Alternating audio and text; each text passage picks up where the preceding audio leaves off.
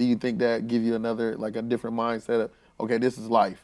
Like balance my work life, my school life, my sports life, and then also my regular life. That's so meet that expectation or standard. I mean, it's all about like beauty and confidence and even being confident, you know. Through this show, we strive to create a world where young individuals feel empowered to express themselves, where educators and students become partners in shaping the future, and where parents and young adults build bridges of understanding that span the generations. We aim to create a society where everyone's voice is heard, valued, and respected. Welcome to Coach's Corner. What's up? It's your host, Coach Cordell, and we're back with another episode of Coach's Corner. This one, yeah, I'm ready for this one. I got 3 of the best female athletes right over here to my left side. Thank you, ladies, for coming on the show today. How you doing? Good. Thanks for having us. Hey, so we're going to get into it. We're going to go one, bop. All right? Let's get it. So tell me, where you from, upbringing? I'm from Wichita, Kansas. So Midwest? Born and raised. Let's go. Born and raised, yeah. But yeah, and then here I am in Fresno now. How you get to Fresno? I just reached out to them and last season. Who's them? So I reached out to Fresno. Fresno State? Yeah, Fresno State. Okay, Fresno State, because you got Fresno State. I emailed them, and then, we worked things out, and here I am. And you play what? I'm a goalie. Okay. Next. What you got over there? I'm from Fresno, California. Went to Clovis West, so I'm homegrown. I actually went to Nebraska for 4 years, and now I'm back playing grad school. So grad transfer, ready to get some championships over here in Fresno State. Let's go. And you? Yeah. I'm from Honolulu, Hawaii. Oh, okay. Island girl. Let's go. And got recruited, came to Fresno. Play soccer too. So we got 3 soccer players, 3 of these soccer players. Yep. All right, so let's talk about what was the hardest time for you guys? Middle school, high school, like when I like to go to that area of space because I coach that grade. So I know a lot of it, that transition of just, oh man, I just don't feel like I'm good enough. So what year in school that you guys were in where it was like a struggle for you guys? It was definitely my junior year of high school, especially when COVID hit. And especially being from an island, it's already hard to get recruited. So just putting myself out there was hard for me. I couldn't travel, and I had to really use social media to get myself out there. Wow. Get myself seen. Yeah. What about Mine you? would probably be start of middle school. That was my rough patch. I had a lot of family stuff going on. So soccer was my outlet, but it was also a stress for me because I felt like it was the only thing that could really get me out of the situation I was going through. So I felt like I had the weight of the world on my shoulders at that time. But persevere, and we're here. Yep. I don't know. I feel like I faced some hindrances at all levels, but I feel like for me it started in middle school as well. 7th grade for sure. That was like my turning point with sports too because I tried out for the basketball and volleyball team and I didn't make either. And I think that's when it clicked for me. Like, you have to be better. Like, I pushed myself through that year and then come out 8th grade season, I made both teams. So I think that's when I kind of like started that mindset of like overcoming things. And I used like, that was my first thing that I overcame. And then through the years, through high school and now like college, I always look back at that one moment where I failed, but then that pushed me to for the next year. Where did that come from? Like being that young and knowing that, okay, I can keep going for this. Like I can go back next year and be like. I don't know. I think I was just like at the age to where, you know, everyone was on the teams and stuff like that. And then like I was the only one out of my friends that wasn't on the team yet. And so I think it just made me it was a confidence thing too. You know, I was a little overweight kid. I was a little chubby. So I was like, you know, let me boss up and like work out more. I was working out with my mom and like I still was not good. Like I wasn't like this really good basketball, volleyball player.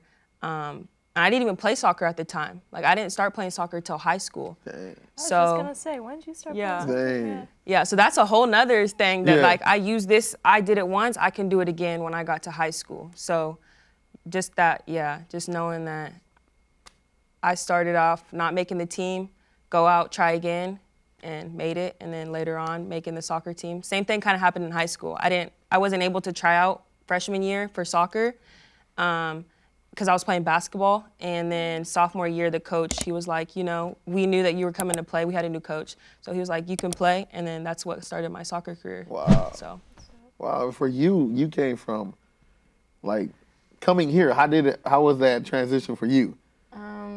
It was a cultural shock. Just being on an island, you know, it's so small, you know everybody. Yeah. You know, and just coming here and coming alone made me grow personally. I had a lot of personal growth and just finding myself, finding what I like, just experiencing different people. You know, the culture is definitely different over here. And Anna, for you, so like soccer was like your outlet. Did you play any other sports? Yeah, I played every sport, I feel like. And soccer was the one that you gravitated towards the most? I think so. Soccer was really something that I had a lot of confidence in at the time. So I think I played basketball, I played water polo, softball. What? Yeah, I did a lot of things. So it was like I had a lot of fun playing a lot of sports, but soccer was that one that I had like the best mentors in, a lot of really great coaches that kind of took me up and under their wing and really showed me kind of the things that I needed to. So I think I stuck with that for that reason. So do you think by you guys playing sports, does it give you like a different, well, how can I say it, like a different mindset with becoming an adult? So taking the sports out of it and becoming an adult, do you think that give you another, like a different mindset of, okay, this is life. It's going to be hard, just like any other sports. Like how did y'all kind of pivot from sports to adulthood? How old are you? 21. I'm 21, so I'm old. Oh. man. You're not that old. I'm 23 right 23? now. Yeah. I'm 20. 20? Okay, so y'all pivot from that childhood to adulthood, and now you living life. Yeah. Like, did sports help that with anything? I feel like it sure. sped up the process. You know, you're put in situations that are similar to adult life through sports. Yeah, definitely. And I think the time management part helped me a lot.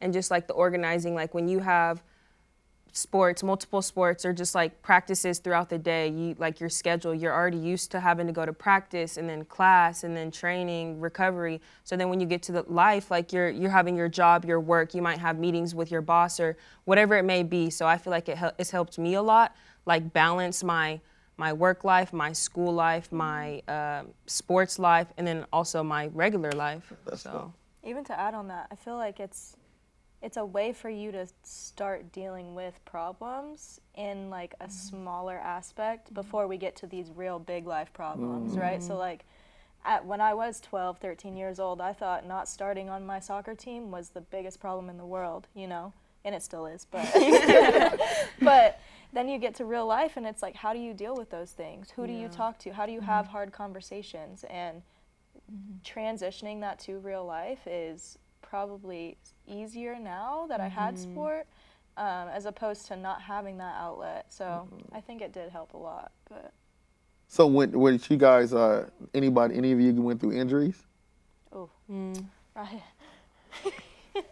I mean, I kind of, not like major injuries like surgeries, but I've had some knee problems and just constant, like, you know, knees are always scary, your ACLs and all that. My knees popping out of place, nothing like to where I had to get surgery, but it's still always in the back of my mind, you know, one more injury could be in my career, you know, so. But nothing yet, knock on so wood. I know my niece So I'm Anna, good. you know, so when Anna you over went through here.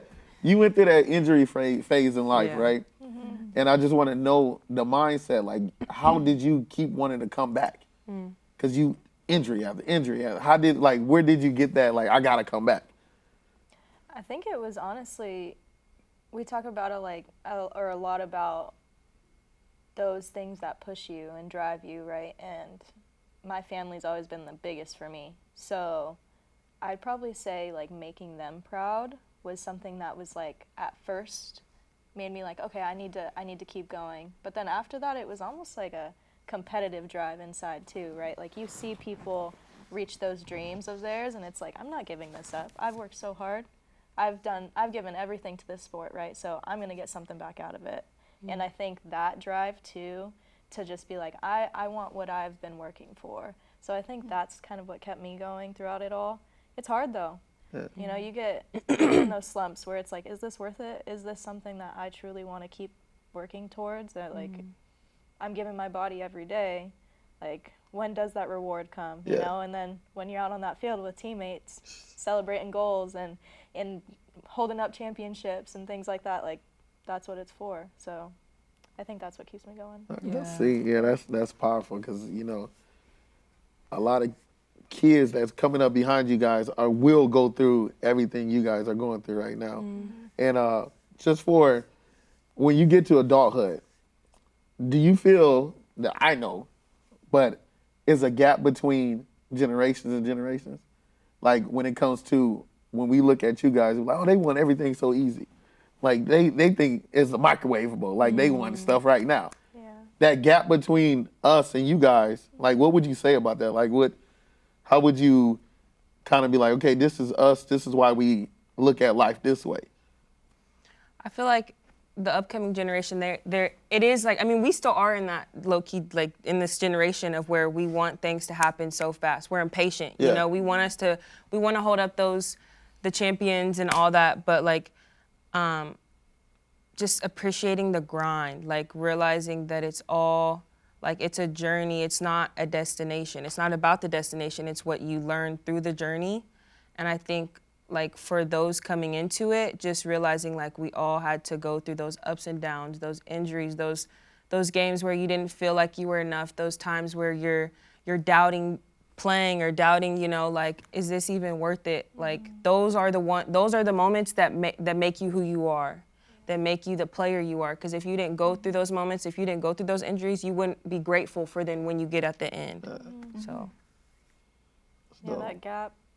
I think it has a lot to do with, too, like, you guys went through those struggles, and a lot of times, like, I know my parents, they focused on making sure I knew that they didn't want me to go through those same struggles, you know? So I think a big portion of that gap has to do with, like, how blessed and privileged I am as an individual, you know? And I think our generation sometimes forgets, like, a lot of those mistakes that generation before us made, like, helped us now. And I don't know, I think that gap is hard because you guys go through a lot of the same things we did, but the way we deal with them is different. So I don't know.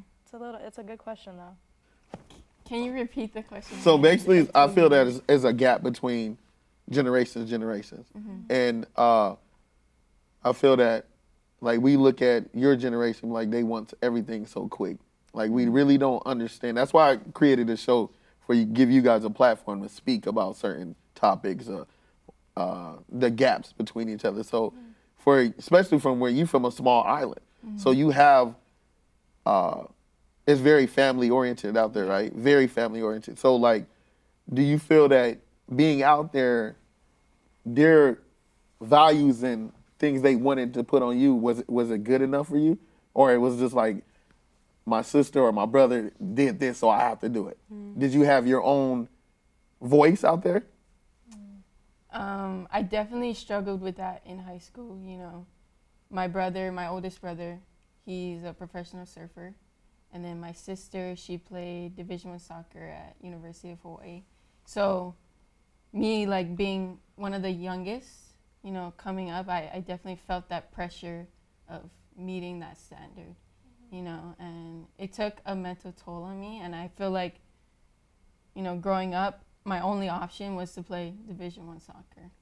And it put a lot of anxiety and stress on me, just thinking about, you know, what happens if I'm the only one that doesn't make it? Yeah. Mm-hmm.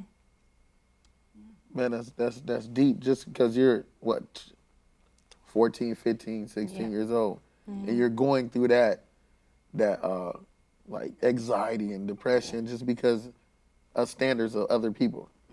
So when you got to the point you at now, can you look back at it and be like, why was I even stressing over all that? Oh yeah, most definitely.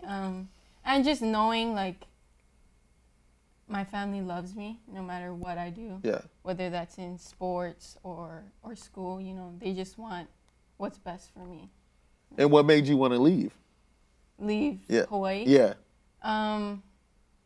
Well, growing up, I always wanted to be different. You know, I didn't want to be like my older siblings. You know, I wanted to, you know, create that path, like you Branch said. out, yeah. And so everyone stayed at home, and I was like, I'm gonna be the different one, you know, to leave, you know, and experience other things. Because Hawaii only has certain opportunities, and I'm grateful for that. You know, I love that I got raised there and I came up there, but you know, California has bigger opportunities, and I would love to experience that. Exactly. And then from Wichita, Kansas, like what?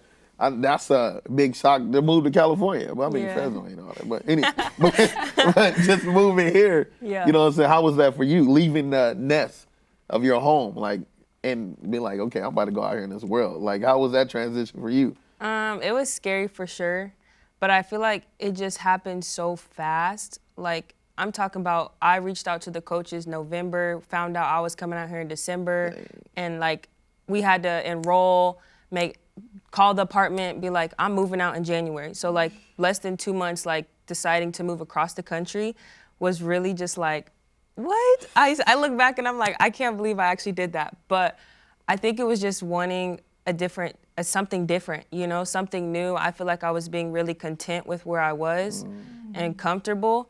And I knew like I wasn't really going, I was like honestly about to stop playing soccer. Like that was I didn't want to keep playing. And then I had the opportunity to go back to my JUCO for my 3rd year.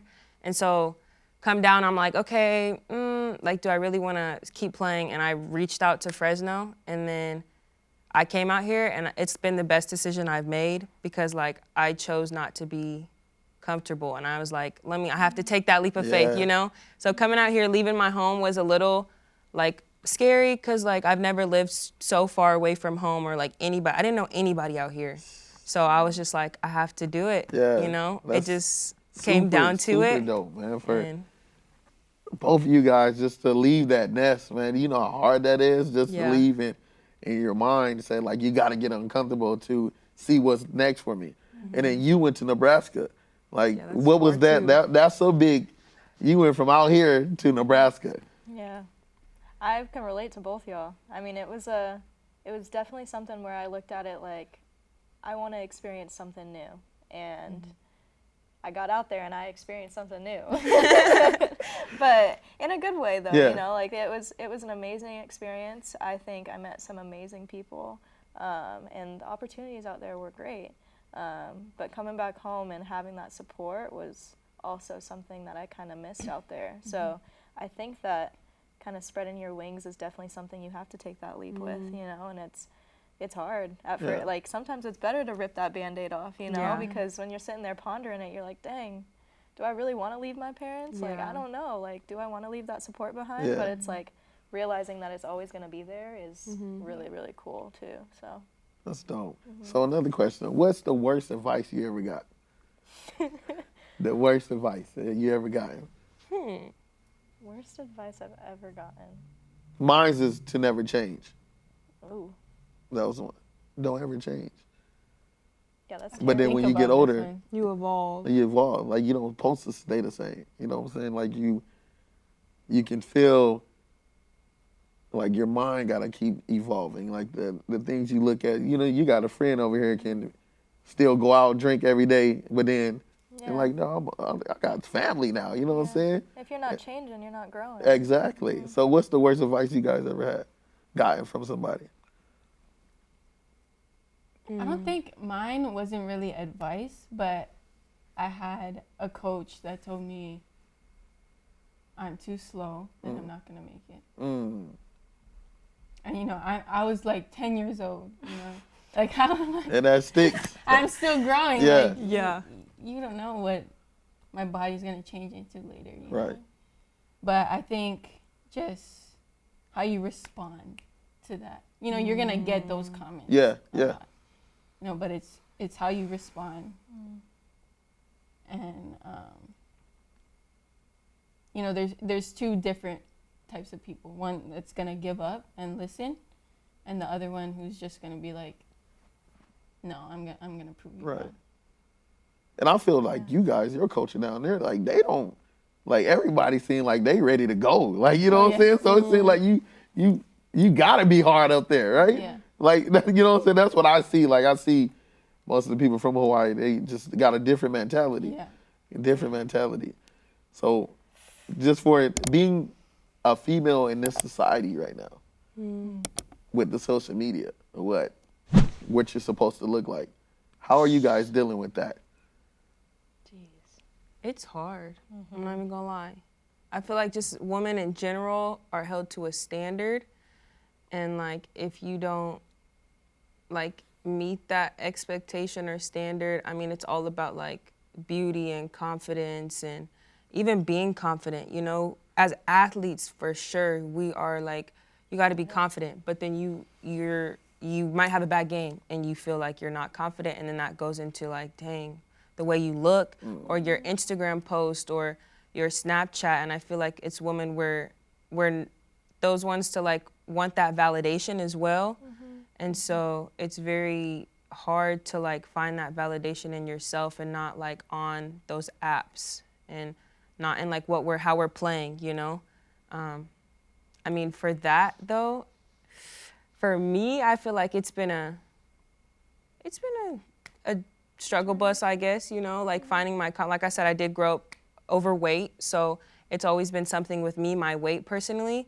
So finding like the confidence and like big is beautiful, strong is beautiful, you know? And my mom actually has a tattoo says strong is beautiful, because also that mindset of like, oh, if you're bigger, you're muscular, that's not pretty, or you look like a man kind of thing. But just learning that is beautiful. Right. You know. Yeah. No, the confidence thing is huge, especially because like I feel like as athletes and even, you know, spectators that love sport, like we forget that we're human, you know, like we have flaws, and I think a lot of athletes feel like we kind of have to conceal those to appeal to the eyes of others, you know, especially in college right now. It's like with NIL and NCAA and all these things and all these eyes on us, it's like I have to be perfect, you know. I have to make sure that I look this way, I act this way, and I make sure that I put on this face for, you know, everybody. Right. And like there's a balance, you know. Of course you want to be respectful, of course you want to make sure you're putting yourself in the right light, but the editing of pictures, the slimming of waist, you know, even you see it on, I think, TikToks and stuff, like the Livy Dunns and stuff like that. It's like, we bash her for doing these things,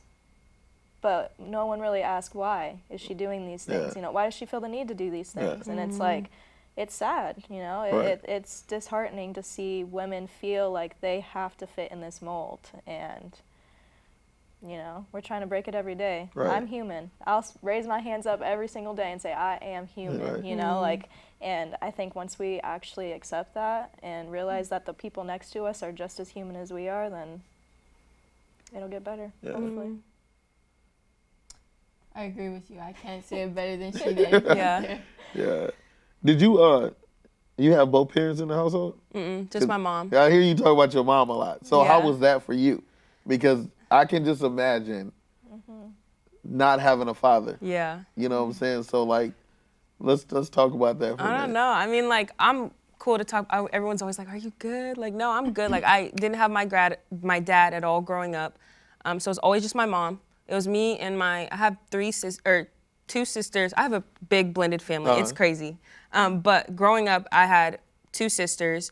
I mainly grew up with one of my sisters though, so it was just us. And just having my mom there, I mean, she was always, it was tough love, but it was like, she wasn't like that really hard parent either. Yeah. Like, she was a great role model. Everything I have, like, I praise her for it, because she had 3 kids at 22. Like, as a single mom, and is a registered nurse now. Like, she has I don't know, just growing up, it was just, she really raised us the right way, respectfully, and as women, and like, just knowing that we are the way we are because she raised us. People will always like compliment her, like, you have amazing kids, and like, you raised them so well. And there is that heartache, like, deep down, like that childhood, is it childhood trauma? Or like those of not having a dad, like I said, like the validation. I didn't have that role model as a dad. Like, I know later on in relationships that's gonna come into play because I didn't have that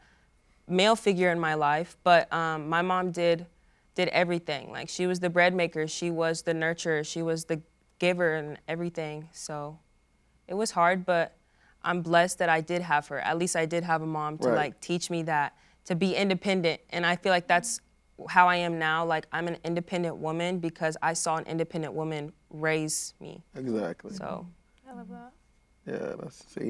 Yeah, I always wonder with that when it comes to, because I got 2 twin daughters. So I couldn't imagine just letting them, you know what I'm saying, just live life without raising them and showing them like, okay, guys are guys. They're going to do this. Like, I'm getting them ready for it. So did you have any, like a mentor, like a brother from like a school, like, hey, girl, watch out for it, oh boy.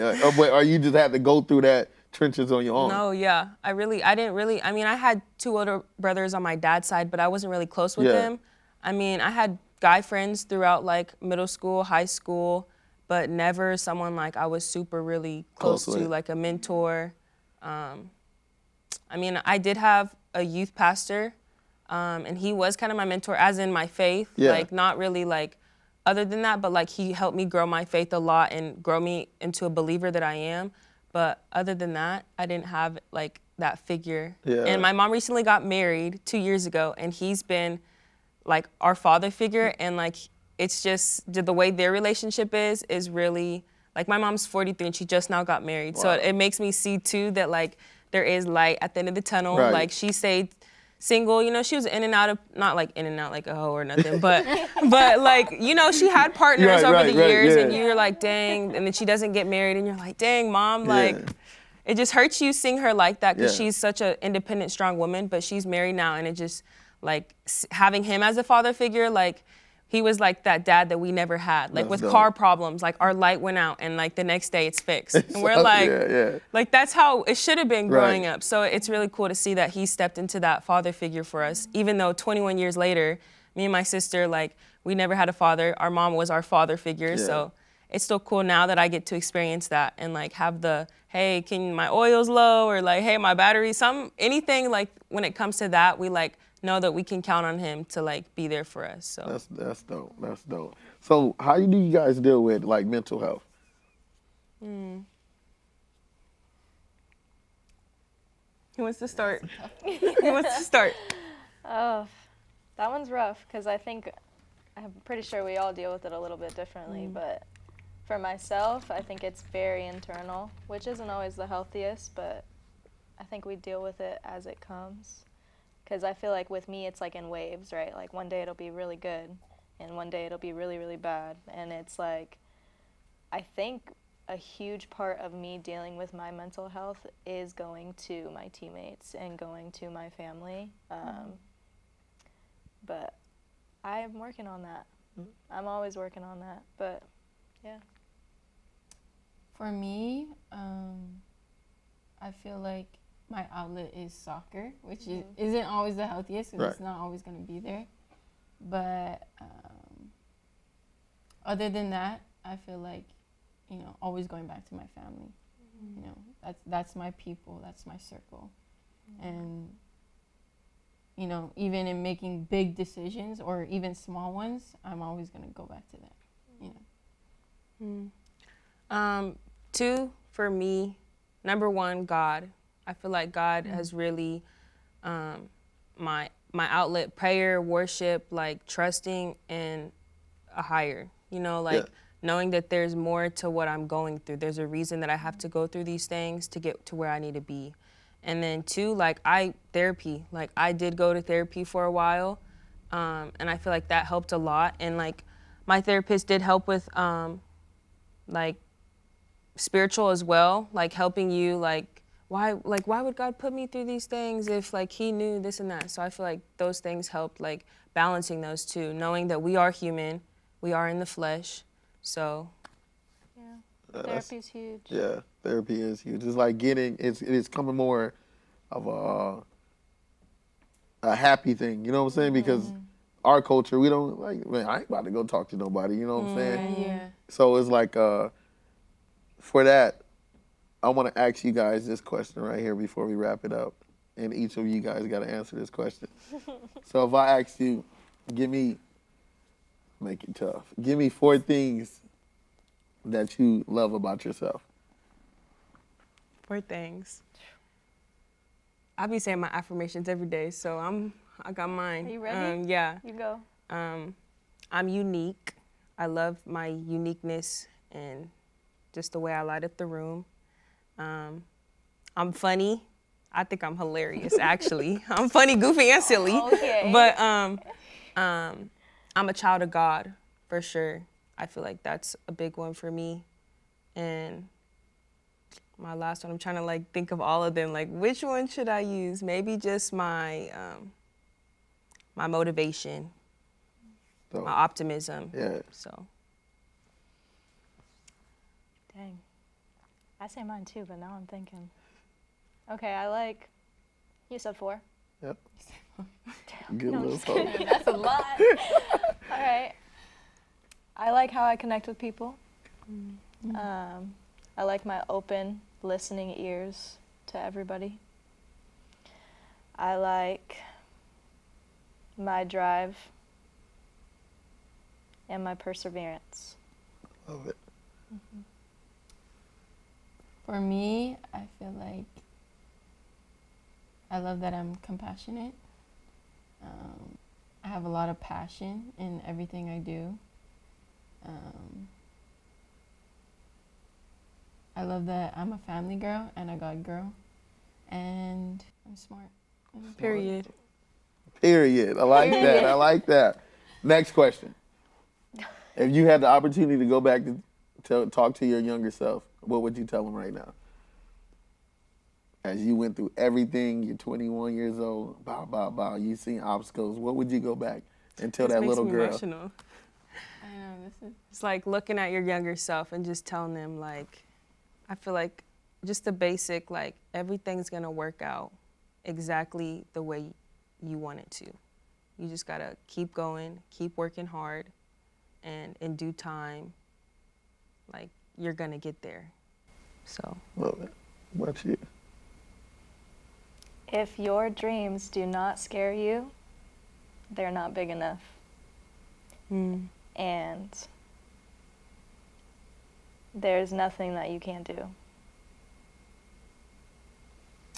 Don't compare yourself to anybody, and you can do anything you set your mind to. Love it. Love it. Love it. Love it. Man, I don't even want to close out, man. I'm having I want to close out with time. It's 5:22. Let me get 1 more minute. 1 more minute with you guys. So I like that. Now, you got a little girl coming behind you, and I want you guys to step out, like you're a role model right now. You got this little girl coming behind you. What would you tell that little girl? Like, she want to be just like you guys. Playing D1 sports. Like, what would you tell that little girl that's right behind you, looking up to you right now? Hard work beats talent any day. Period. Very true. That's Yes. facts. That's facts. Very true. It's all about your mindset. Like, you are your own competition. So me and Jayla was just talking about, you might be not as good as somebody. They might be more talented, but tell yourself that you're better. Your mentality, like the way you talk to yourself. So I would say always bet on yourself. Know your value, because the only person that's going to put you above where you are is you. So you need to make sure that you make everybody else know that you're valuable, because no one else is going to. And going off of what Ashton was saying, in life, there's always going to be someone smarter, faster, bigger. But the thing you can control is how hard you work. You're going to beat them by outworking them. And that's something you can control. And, you know, at the end of the day, that's something you can be satisfied in, knowing that you did your best. Yeah. Grow through what you go through. Grow You know, through the what- past is the past. Say that again. That was fire. Say that again. No, grow through what you go through. Ooh-wee. Yeah, my sister has a tattoo because it's just like the past is the past. You can never undo it. You can never make up from it. You can learn from it. You can grow through it because you went through it. Grow through what you go through. So now later on in the future, you've already experienced that kind of stuff. So you can only be better. That's fire. That's fire. That's so fire. I just want to thank all three of you beautiful ladies for coming on my show today. You guys don't need filters, so stop doing that filter Thank shit you. on the ground. Y'all don't need no filters, man. But thank you guys for coming on my show. I appreciate it.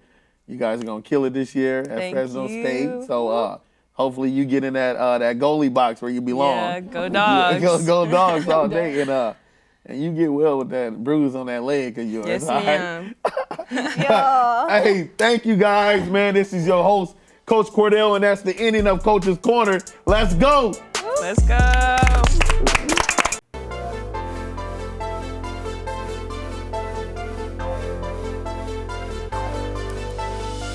Welcome to Coach's Corner, a platform dedicated to giving students and young adults